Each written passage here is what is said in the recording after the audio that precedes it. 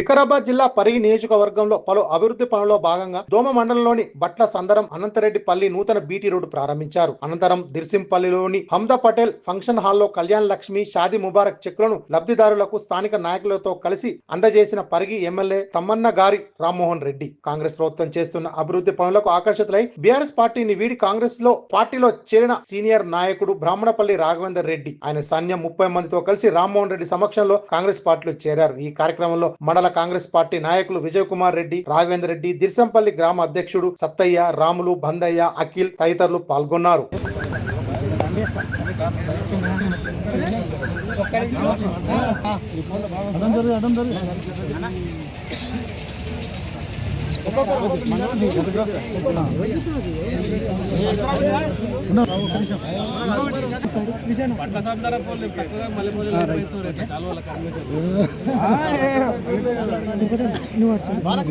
ఇబ్బంది పడుంటే క్షమించాలి.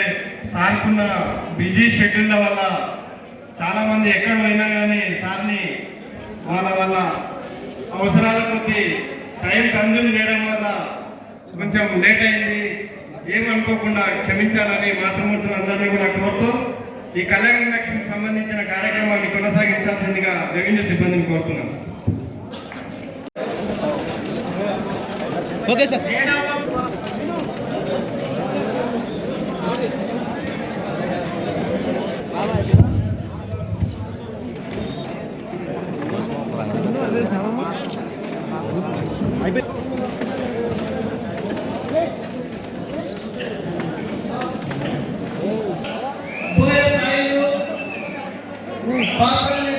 Ramulu, Vadapalli Ramulu, Poya Lakshmanulu, Arjuna Lakshmanulu, Neereddy Prabhakar, Poya Mahesh, MD Nagar,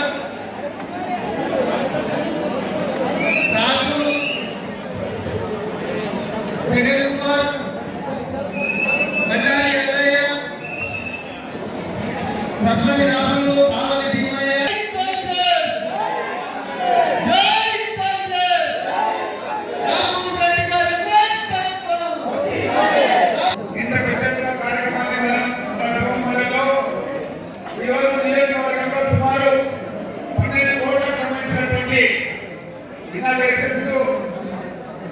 foundations కార్యక్రమాలు పెట్టుకున్నాం.